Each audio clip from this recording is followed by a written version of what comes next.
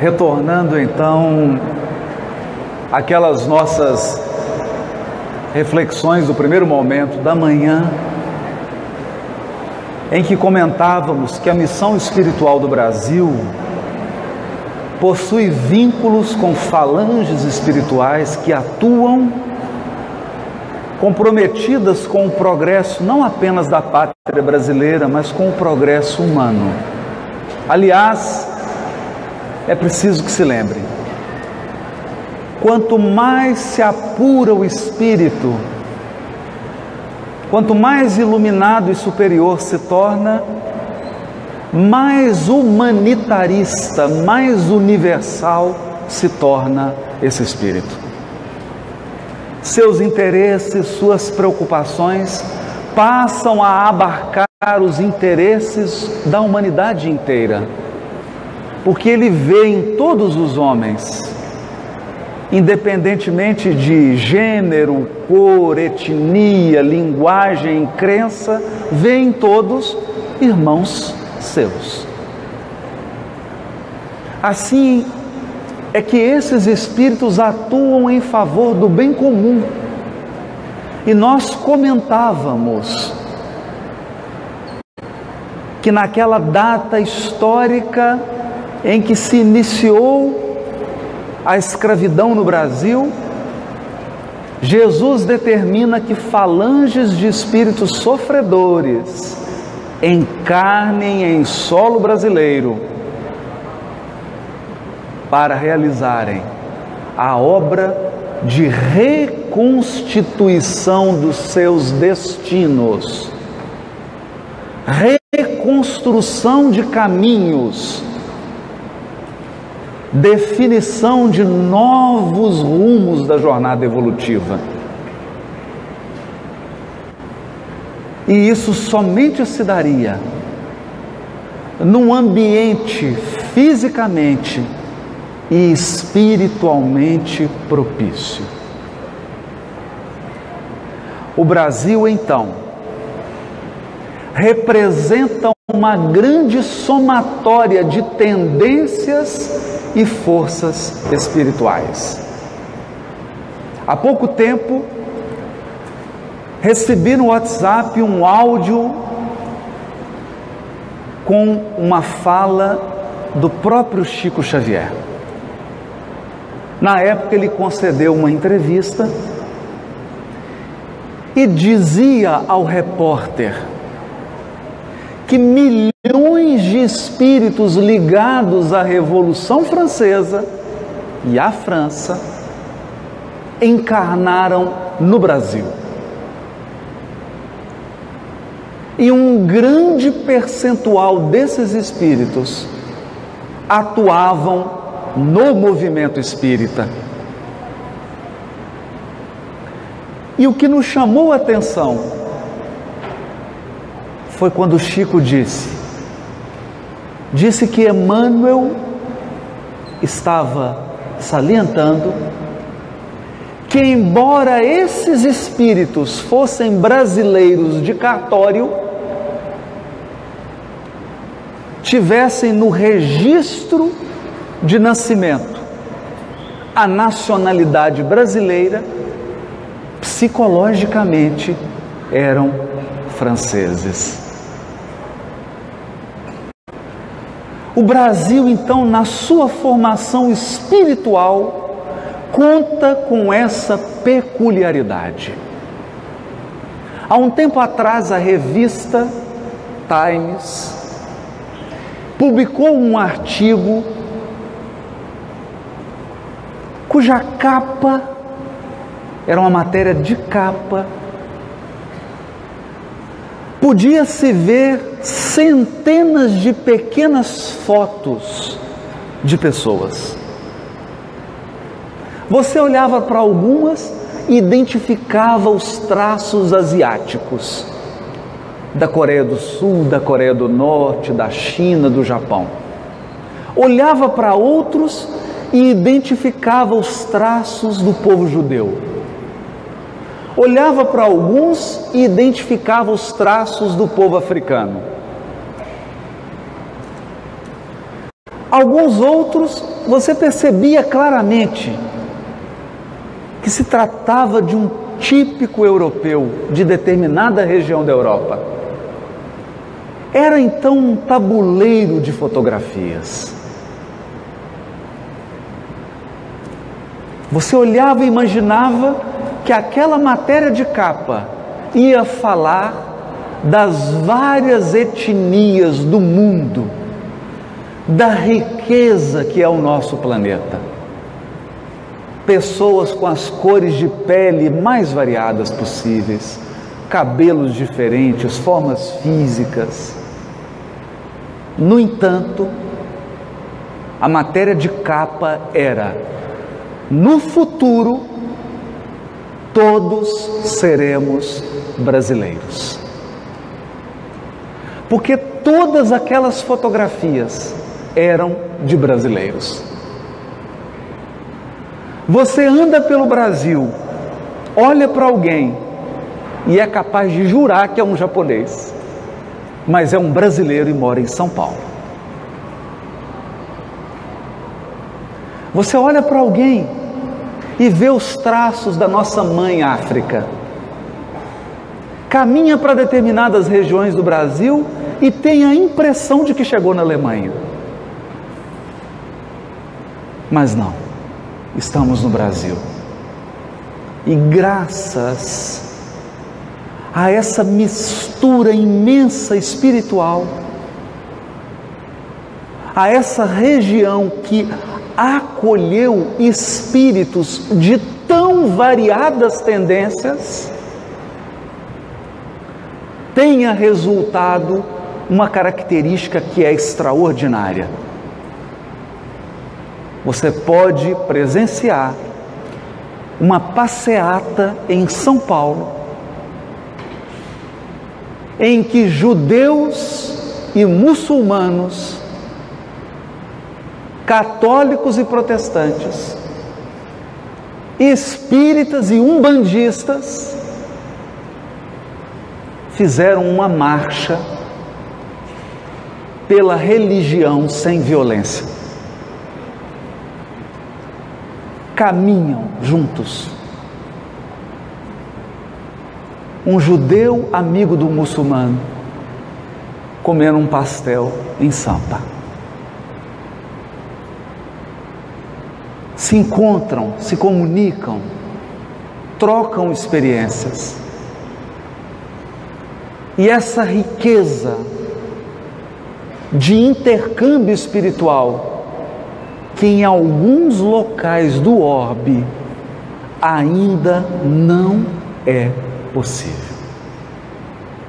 Mas é claro, misturar tanta gente com tantas tendências tem também seus aspectos desafiadores. Totalmente desafiadores. Somado a esses desafios, que é a diversidade espiritual dos habitantes. Olha, uma das grandes bênçãos do Espiritismo é que ele nos dá um novo olhar, uma visão de mundo diferenciada. Eu olho para alguém, mas não me detenho no corpo físico, na aparência, na atual encarnação dessa pessoa. Não se engane. Você pode encontrar agora, caminhando pelas ruas de São Luís, alguém que você acredita que é um maranhense,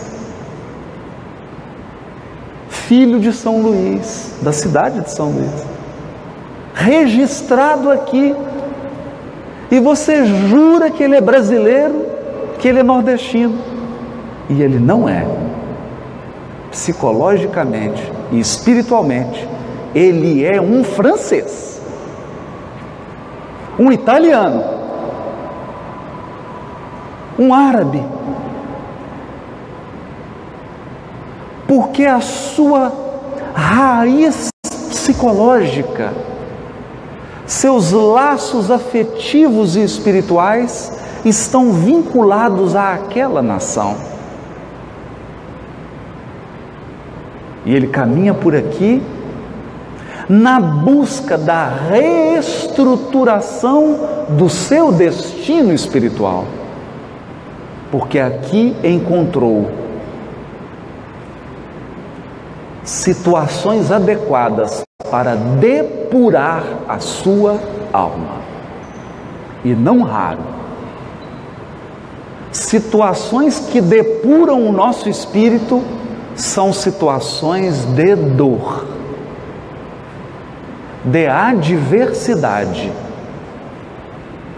A adversidade cria fortaleza moral.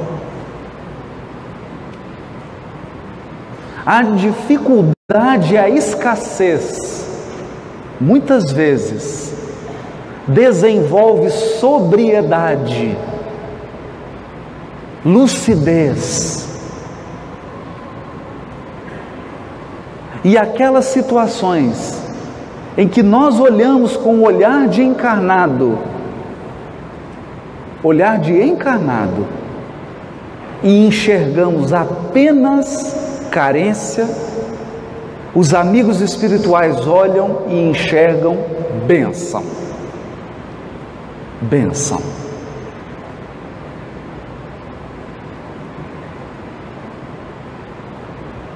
Pessoalmente, no exercício da minha profissão, muitos anos atuando como juiz da vara de infância e juventude, chegava a situações em que o jovem vinha de uma família que não tinha nenhum problema com recurso material. E o jovem já estava totalmente mergulhado nas drogas e no crime.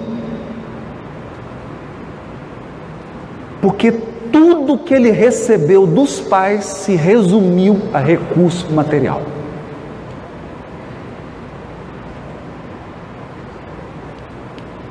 Tudo. E aquele era um quadro grave. Porque não raro, aquele jovem era o que me dava mais trabalho. E o outro, que vinha de uma família extremamente carente, havia se envolvido por uma questão de invigilância, de companhia, e você atuava, orientava e o problema se resolvia. Numa família carente, de 7, 8 filhos, e o problema se resolvia. Porque aquele jovem havia recebido valores.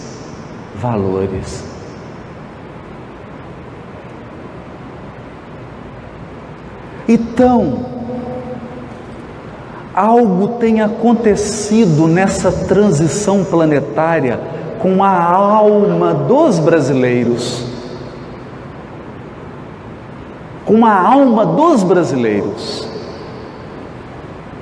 E essa é uma preocupação que deve merecer de nós, sobretudo de nós espíritas, um trabalho vigilante e atento. A alma brasileira está sendo contaminada. Nós estamos adotando equívocos que nos fizeram experimentar grandes quedas no passado. Grandes quedas.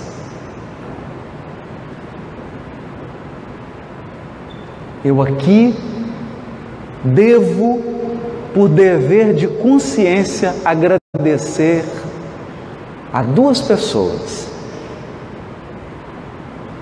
A minha mãe e ao meu pai. A minha mãe se chama Nilza Dutra. É analfabeta. Nunca foi à escola. Nunca pôde frequentar a escola. Porque começou a trabalhar no campo, na plantação, com 7 anos de idade, para não morrer de fome, no Vale do Jequitinhonha, norte de Minas Gerais. Passou fome várias vezes, inclusive comigo. E meu pai, um homem que tinha 4ª série,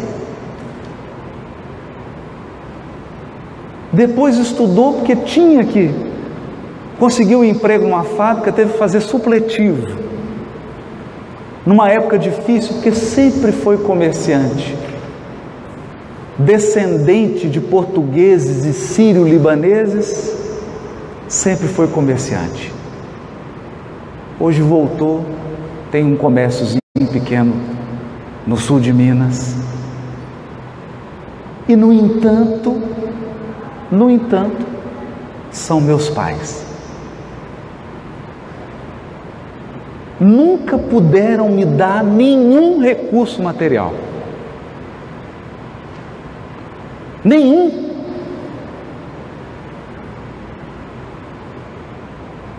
Aos 14 anos de trabalho, aos 14 anos de idade, eu tive que trabalhar para me sustentar.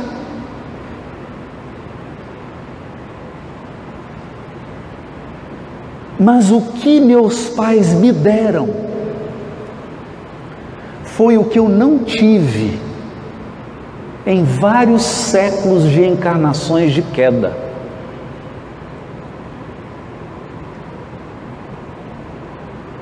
Porque recebi deles valores que representam a alma do povo brasileiro.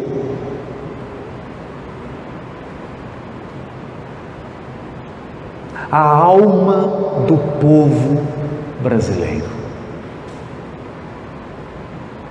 Eles não entendem o que deu do filho deles. Minha mãe chega para mim e fala: meu filho, eu não entendo.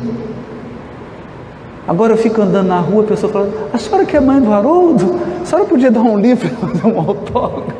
Ela fica sem entender, não entende.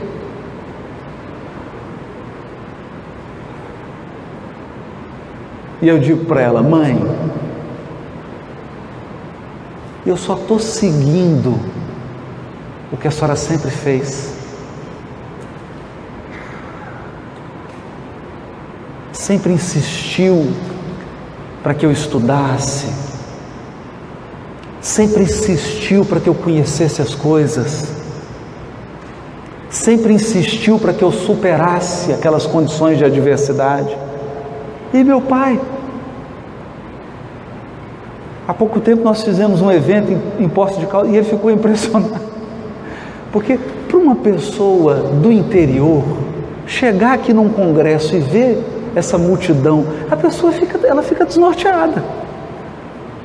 Então ele ficava sentando assim, olhando aquele mundo de gente, ele não entendia. E eu falei: pai, não é nada além do que o senhor faz atendendo as pessoas. Que ele tem o comércio dele lá, ele recebe as pessoas, todo mundo quer ir lá. Se ele não tiver, a pessoa já chega e fala, ele chama Haroldo também. Uma pessoa chega e diz assim: o Haroldo está? Ela não pergunta se está aberto, pergunta se ele está. Se ele está, aí a pessoa entra, senta, pede a pizza.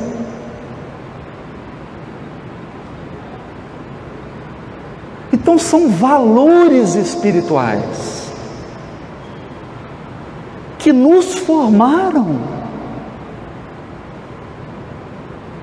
Nos formaram.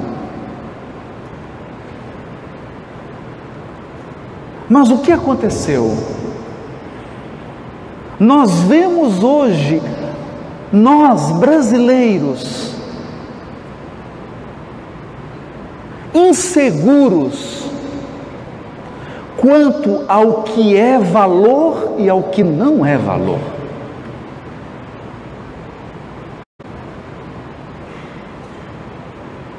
Então me recordo do grande professor, já que hoje é o dia, parabéns professores, Darcy Ribeiro.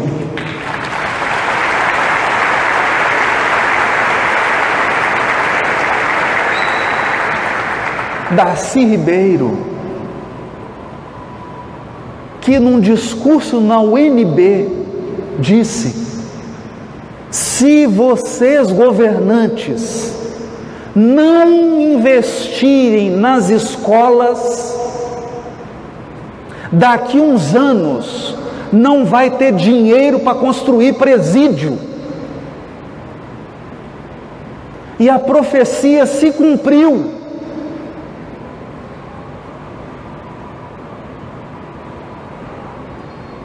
Em Minas Gerais, meu amigo, juiz da execução penal, está se reunindo agora com um comitê do Executivo, Legislativo e Judiciário, porque o sistema prisional está falido. Não tem onde colocar tanta pessoa enredada no crime.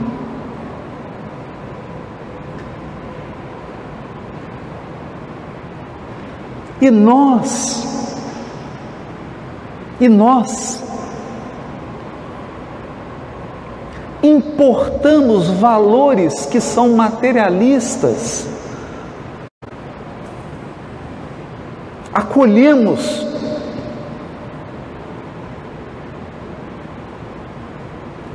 e deixamos de valorizar aquilo que realmente tem valor.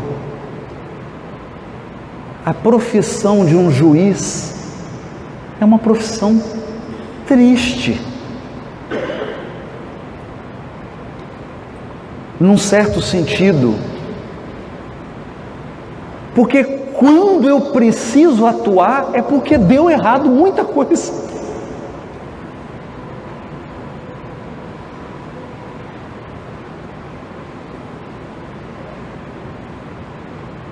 Percebe?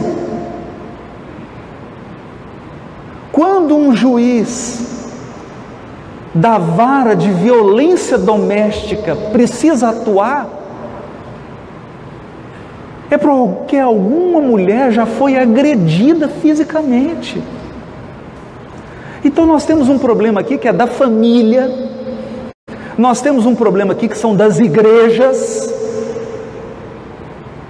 e dos grupos espíritas, nós temos um problema aqui que é da sociedade, que é das escolas.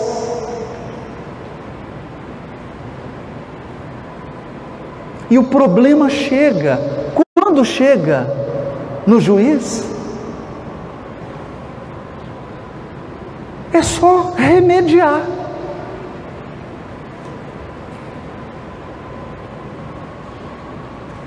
É só remediar. E no entanto,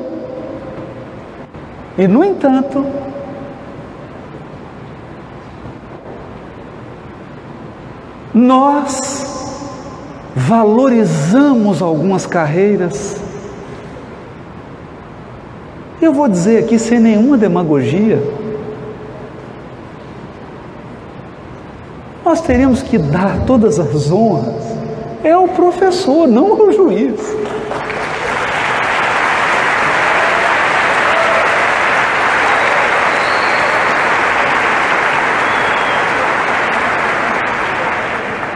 Teve uma inversão de valores.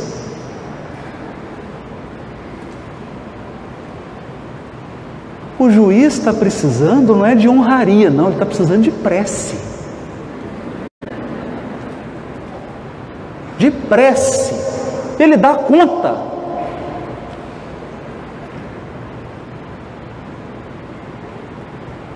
Na cidade onde eu atuo, nós temos, no mínimo, 2 homicídios por dia.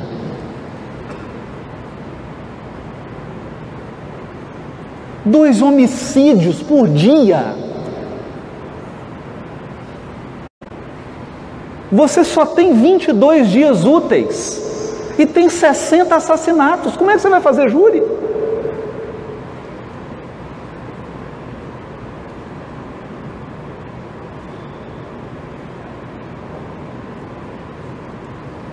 Então essa é a grave transição em que nós vivemos, que se soma um fato espiritual.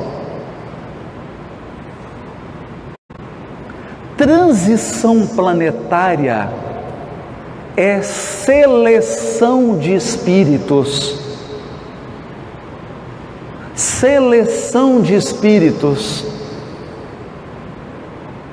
Porque serão selecionados os espíritos que não têm a mínima condição de permanecer na Terra e os espíritos que têm mais ou menos condição de permanecer. É preciso fazer a seleção. Essa é uma seleção pedagógica, porque aquele que não tem a mínima condição de acompanhar a Terra será conduzido a um outro ambiente que lhe dê condições espirituais, não materiais, espirituais, de desfazer-se do seu embrutecimento.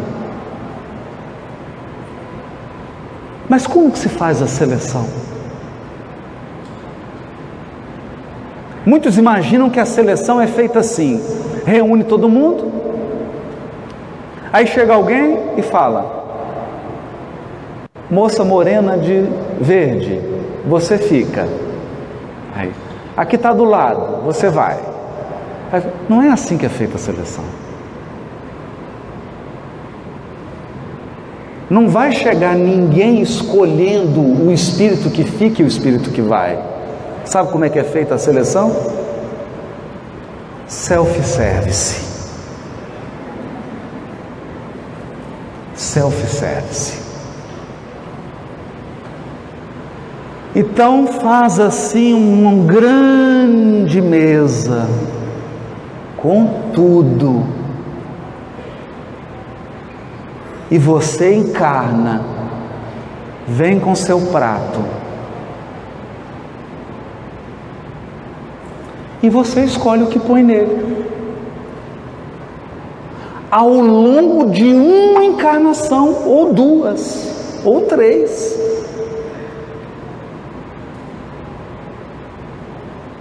E depois que você fez todo o seu prato, você passa na balança.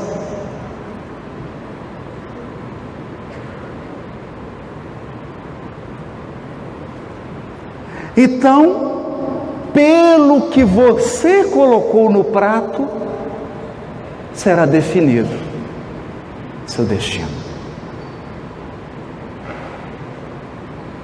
É mais justo, é mais misericordioso. Então, adivinhem, década de 40, 50. O umbral do Brasil começou a ser esvaziado.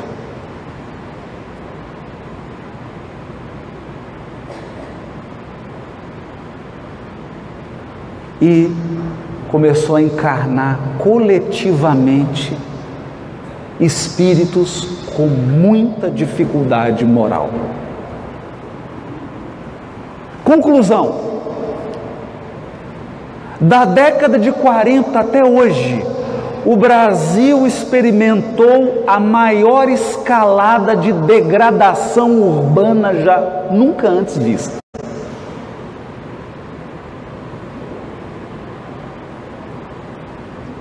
Pega foto de São Luís, do Maranhão, de outras cidades na década de 40.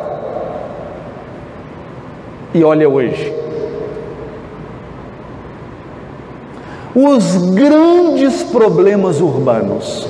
Década de 40 e 50, começa, não só no Brasil, mas no mundo, o maior câncer da sociedade humana encarnada: o uso e o tráfico de drogas ilícitas. A escalada dos entorpecentes. Não é que não havia entorpecente, não estou dizendo isso. Não tinha a proporção que tem hoje. Mais de 80% dos crimes cometidos por dia são decorrência direta do tráfico de drogas ou do uso de droga, lícitas e ilícitas.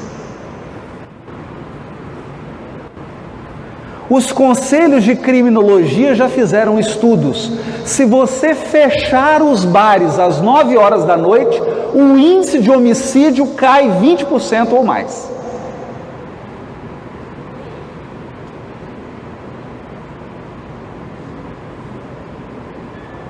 Porque a pessoa começa a beber, vai bebendo no bar, vai ficando exaltada, aí é tiro, facada. Se você tirasse, se fosse possível, tirar o tráfico e o uso de drogas, porque é um comércio, só tem o vendedor porque tem alguém que compra. Se nós tirássemos, 85% da criminalidade cairia de um dia para o outro.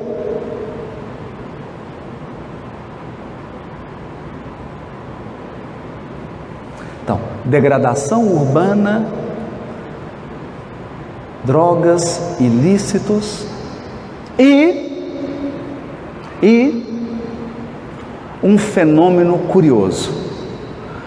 No nível das artes, da literatura e da cultura, uma queda vertiginosa. Hoje, nós vivemos o culto à mediocridade.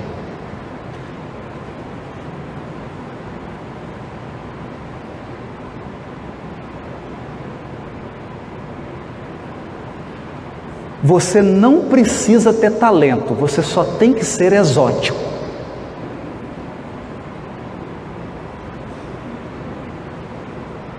Então, dá para perceber que essa degradação cultural, intelectual, tem a ver com o nível dos espíritos que encarnaram.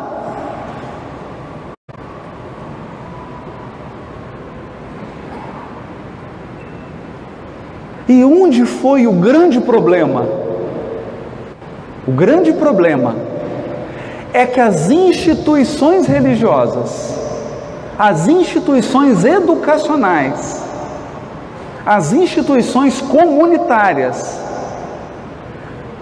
que precisavam se fortalecer para cumprir uma missão, e, sobretudo, as instituições públicas, os homens públicos, homens e mulheres ocupantes de cargos públicos,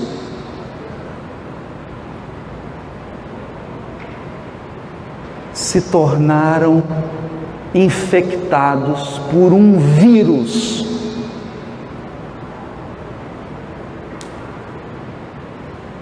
Por um vírus. O vírus que eu vou chamar numa linguagem bíblica, o culto ao bezerro de ouro.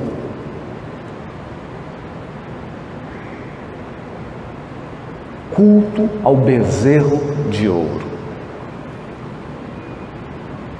Enquanto Moisés subia a montanha para buscar nas fontes da espiritualidade, o povo cultuava um bezerro de ouro.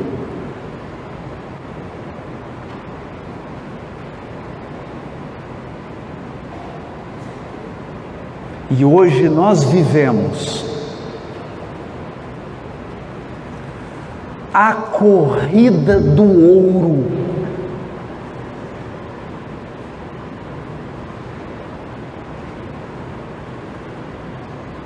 A corrida do ouro.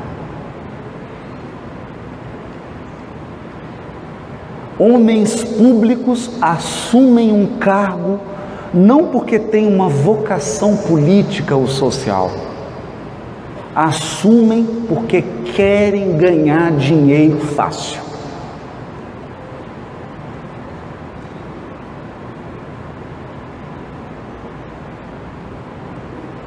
Então, no século passado, nós tínhamos um espírito da envergadura de Bezerra de Menezes se candidatando a um cargo público.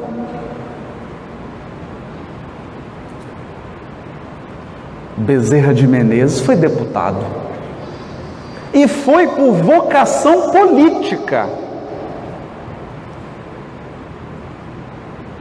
pelo desejo de servir a comunidade, porque não me consta que Bezerra de Menezes tinha uma mala com 42 milhões de dólares.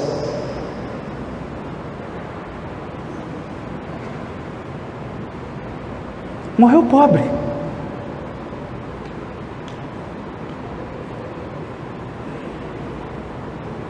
Bezerra de Menezes foi médico.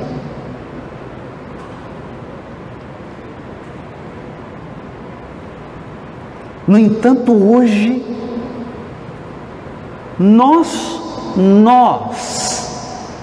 nós, todos, nós, estamos todos fascinados pelo brilho do ouro.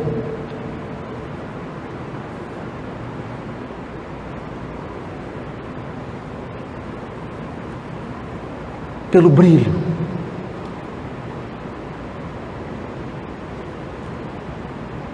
Então, todas as nossas escolhas são feitas em função de um parâmetro financeiro.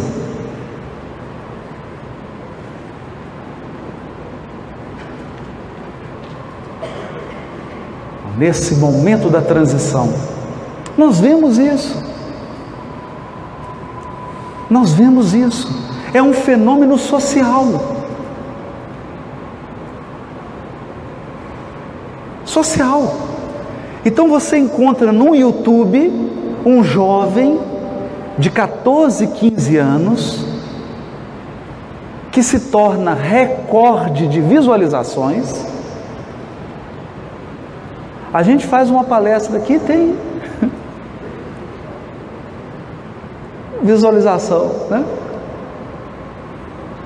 Esse jovem de uma comunidade carente no Rio de Janeiro posta, tem 14 milhões de visualizações.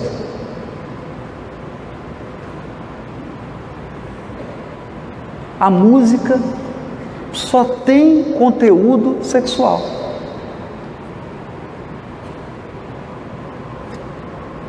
Você olha para o jovem, ele tem 14 anos, ele está com colar de ouro, relógio de ouro, os símbolos de Mamon.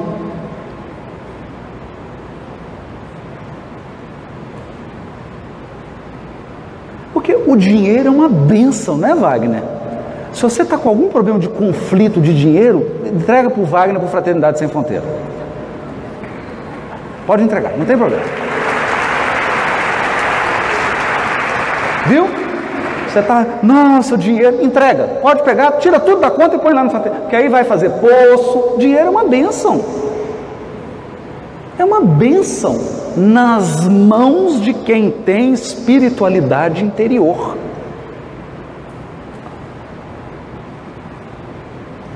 Mas nas mãos de quem não tem equilíbrio moral, psíquico e espiritual, é pura ostentação infantil.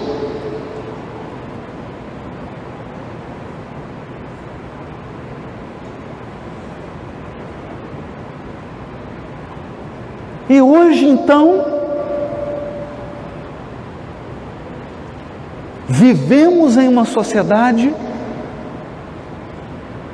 precisamos dizer, em que a minha mãe não tem valor.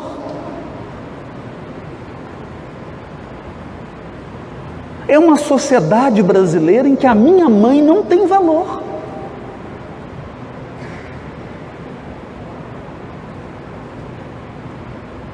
Por quê? Ela não tem recurso material para ostentar. Ela não ocupa nenhum cargo proeminente. Ela não é youtuber.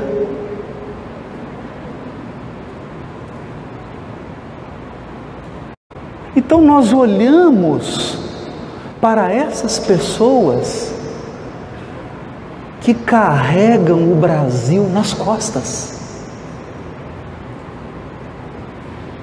que sustentam espiritualmente essa nação.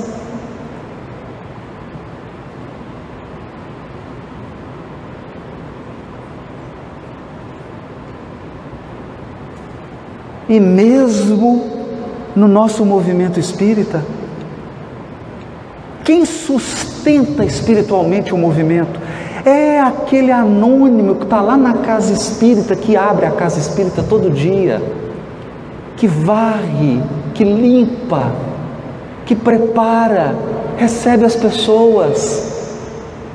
O nome dele não está no Facebook, não está no Instagram, não está no YouTube.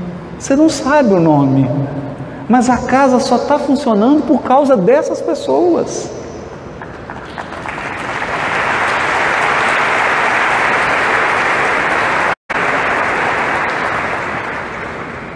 Então nós estamos sendo carregados por esses que ainda mantêm os valores do Evangelho.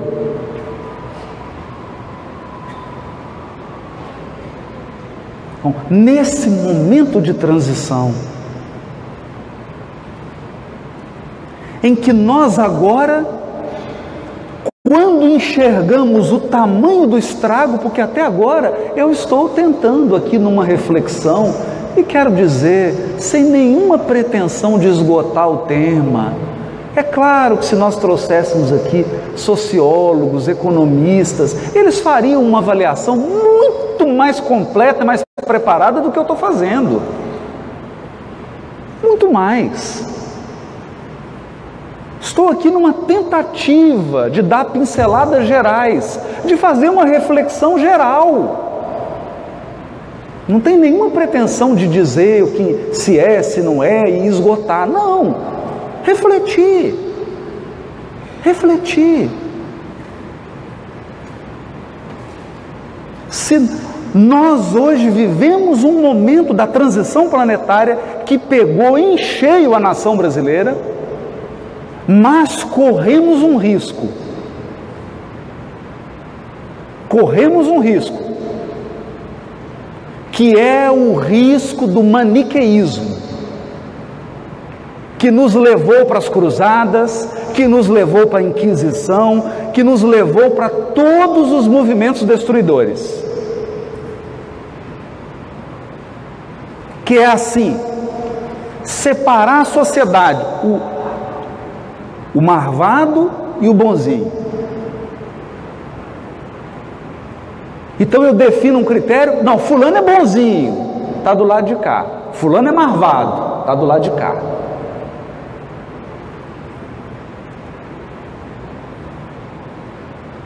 E aí sabe o que você percebe? Quando você tem contato com um malvado, que ele é igual a mim, igual a você. Que ele é uma pessoa comum, equivocada, mas comum.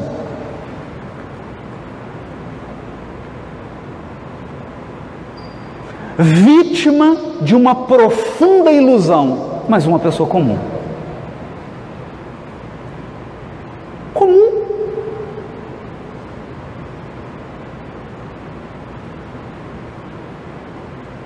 Uma pessoa movida dos mesmos sentimentos que todos nós.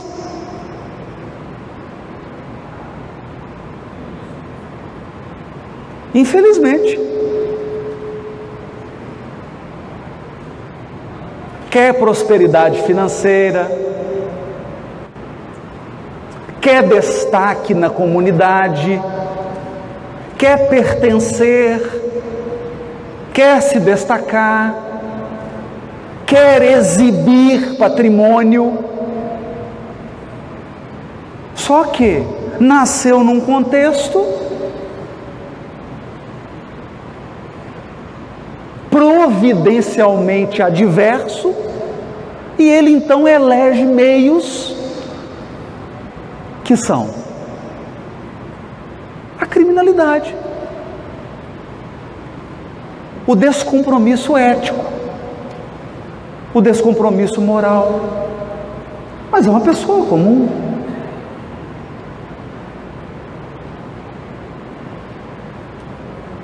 Então nós estamos criando um discurso que nos aplaca a consciência culpada. Porque é bom. A coisa que eu sinto mais falta do passado, Peixinho, é do diabo. É porque antes eu tinha alguém para pôr a culpa. E como a culpa é minha, eu ponho ela em quem eu quiser, né? Então quando tinha o diabo era mais fácil, eu ponho a culpa nele. O problema é que agora não tem diabo para pôr a culpa. Aí tem que pôr em alguém. Então a culpa é do partido político X ou Y. A culpa é da classe profissional X ou Y. Não.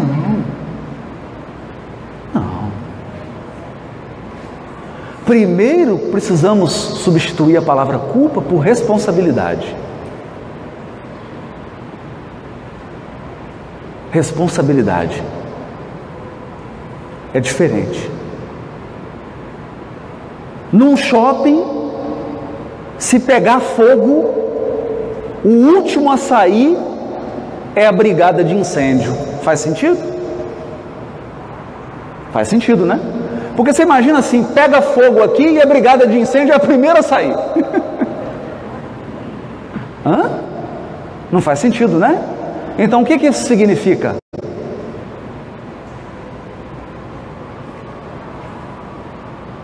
Responsabilidade.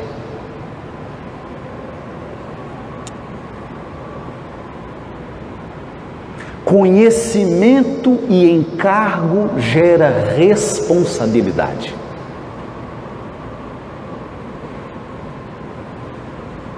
E hoje, nós estamos sendo convocados pela espiritualidade a assumir responsabilidades por valores. A forma como vai ser feita, nós vamos dialogar. Mas os valores têm que estar claros.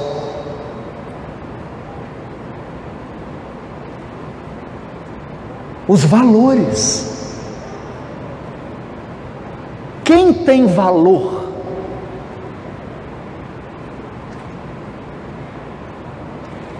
A pessoa que tem o maior patrimônio material? Então, nós vamos começando a fazer uma revisão de valores.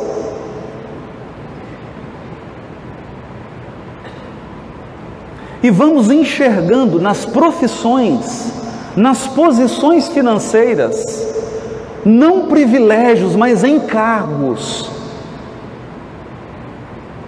sabendo que espiritualmente cada um de nós prestará contas da sua administração. Cada um de nós.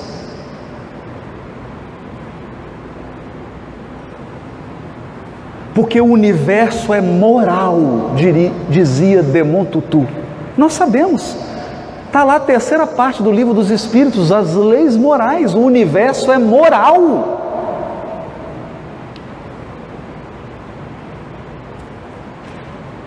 Existem parâmetros e eles foram criados por Deus.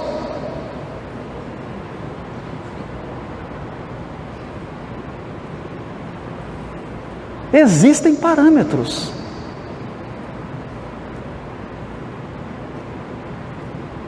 Valores, princípios, que não tem nada a ver com regra, com fanatismo, nada disso, mas princípios. Princípio. Por exemplo, o princípio do esforço próprio é um princípio.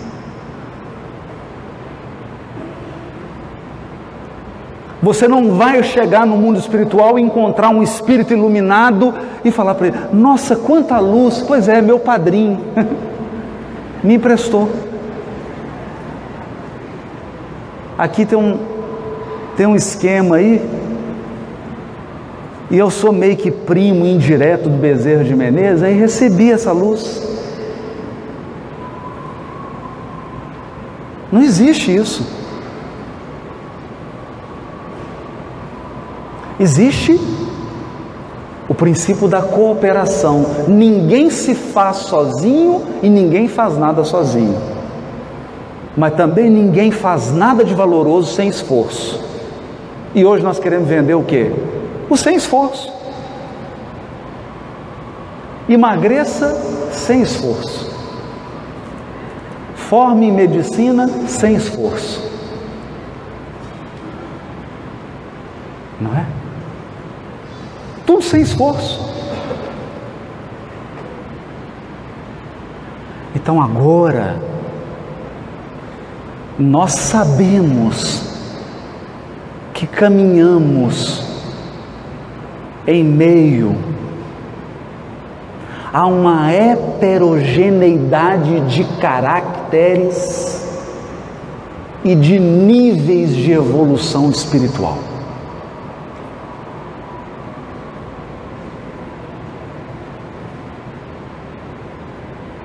Isso significa que, do meu lado,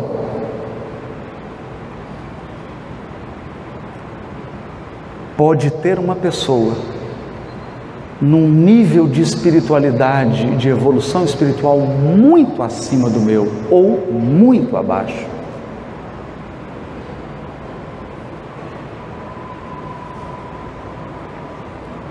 Portanto, eu preciso caminhar e me movimentar com segurança. O que equivale a dizer: o Brasil tem uma missão? Tem. Ele tem um compromisso com valores espirituais. Mas missão naquela reflexão que fizemos de manhã, mais cedo. Missão como encargo. Missão como algo que se desdobra na dinâmica reencarnatória.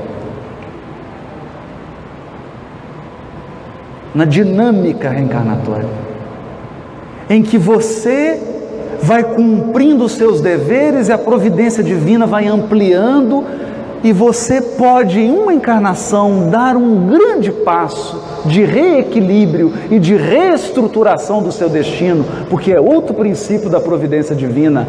Nosso destino pode ser reconstruído.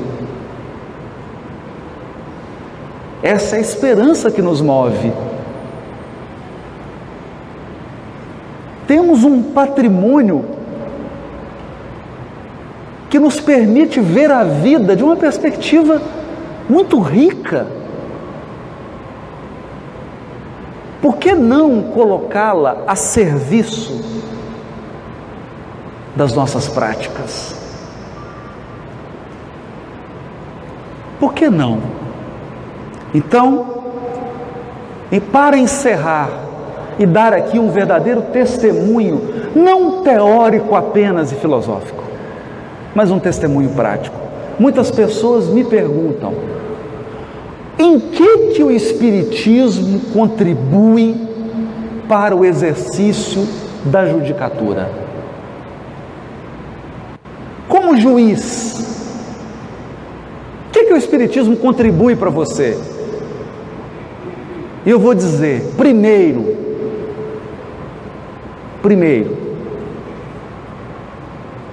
eu não preciso, por enquanto, ser internado no hospital psiquiátrico. Essa é a primeira contribuição do Espiritismo.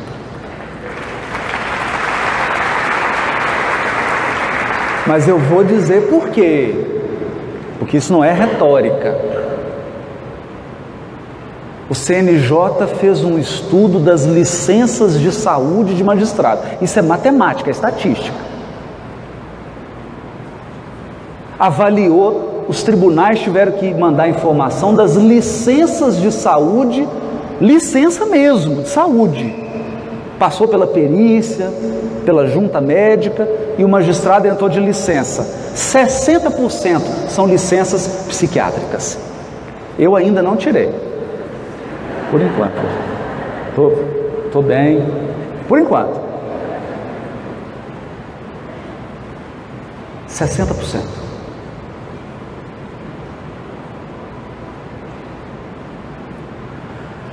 Ao encontrar uma turma de colegas, no encontro, 52 colegas, 30 só dormem com auxílio de medicamento.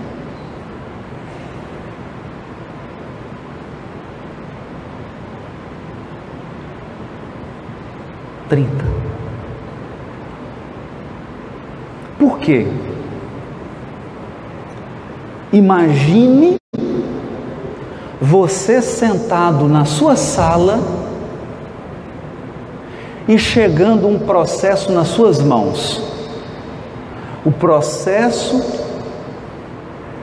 digamos, que a pessoa tivesse sobrevivido, da morte das crianças na creche.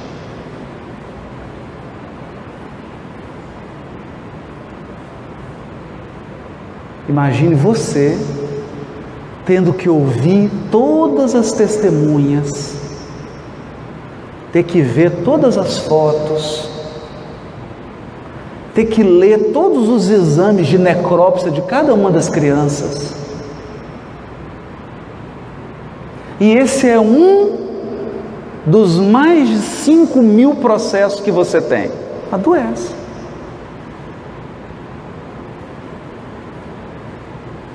Adoece. Então nós temos colegas afastados psiquiatricamente porque estão com síndrome de perseguição. O juiz anda com 4 armas e diz que está ouvindo voz que alguém está perseguindo. É porque tem 10 anos que o sujeito atua só numa vara de roubo, latrocínio.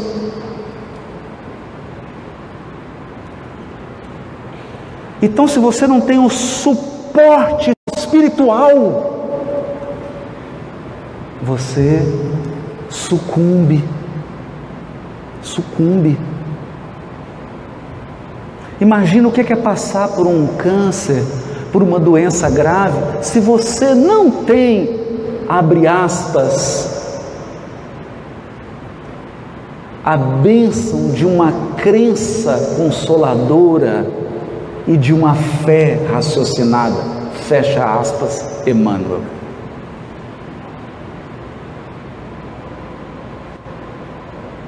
Com as dificuldades que são hoje os relacionamentos afetivos, se você não tem o amparo de uma crença consoladora e de uma fé raciocinada,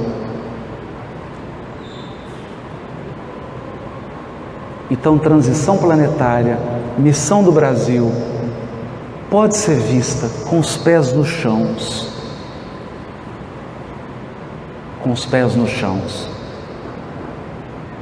Porque os espíritos superiores não virão aqui fazer a experiência que nos compete.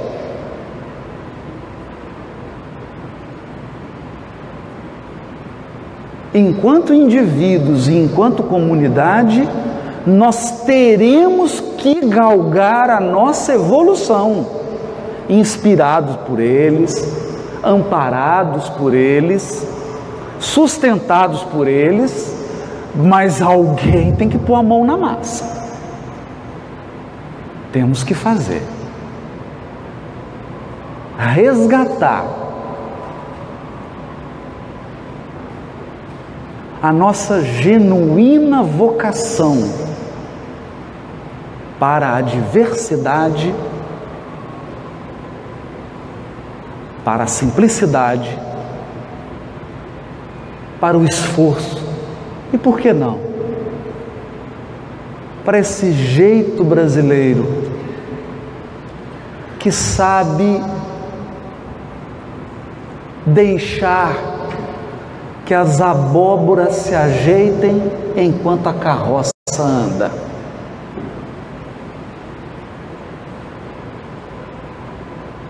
Vivendo com dignidade, com seriedade, fazendo tudo que for possível e ao nosso alcance para que o melhor se concretize. Nós temos um compromisso.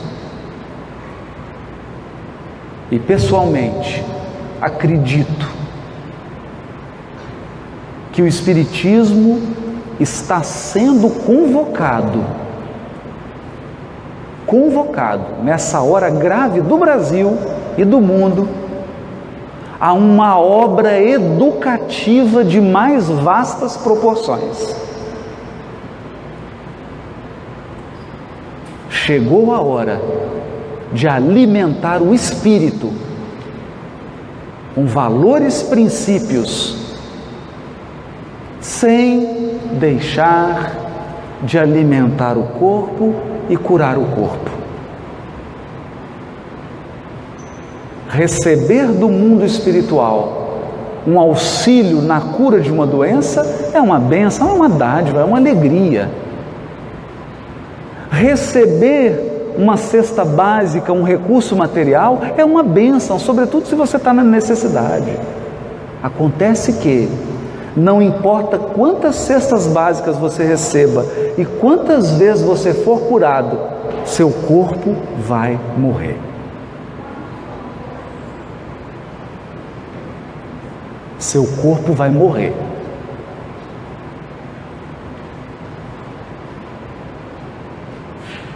Isso significa que uma tarefa mais permanente e mais prioritária precisa ser assumida por nós espíritas. A tarefa de educação do espírito para a imortalidade. Educação para a imortalidade, com todas as consequências que daí advêm. Porque uma alma educada para a imortalidade sabe viver bem, sabe viver com ética, sabe viver de modo digno, porque sabe que vai viver para sempre. Muito obrigado.